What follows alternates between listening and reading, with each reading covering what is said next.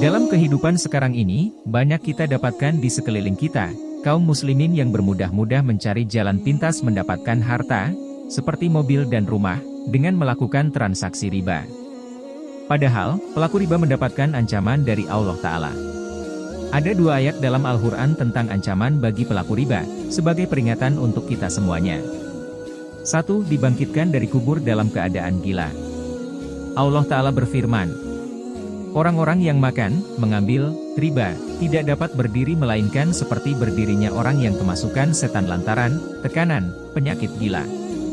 Keadaan mereka yang demikian itu disebabkan mereka berpendapat, bahwa sesungguhnya jual beli itu sama dengan riba. Padahal Allah telah menghalalkan jual beli dan mengharamkan riba. Orang-orang yang telah sampai kepadanya larangan dari Tuhannya, lalu terus berhenti dari mengambil riba, maka baginya apa yang telah diambilnya dahulu, sebelum datang larangan, dan urusannya, terserah, kepada Allah. Orang yang kembali, mengambil riba, maka orang itu adalah penghuni-penghuni neraka, mereka kekal di dalamnya. Quran Surah Al-Baqarah 2, ayat 275.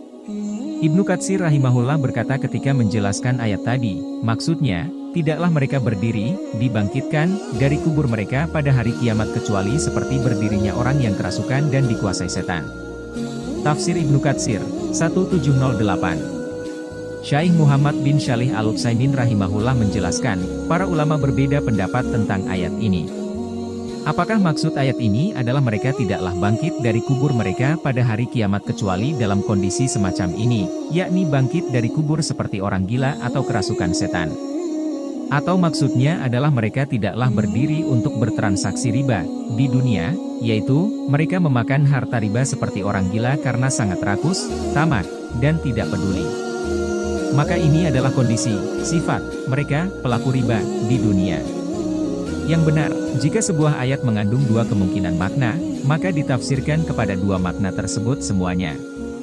Syarriyadus Syalihin, Januari 1907. 2. Allah akan menghancurkan harta riba.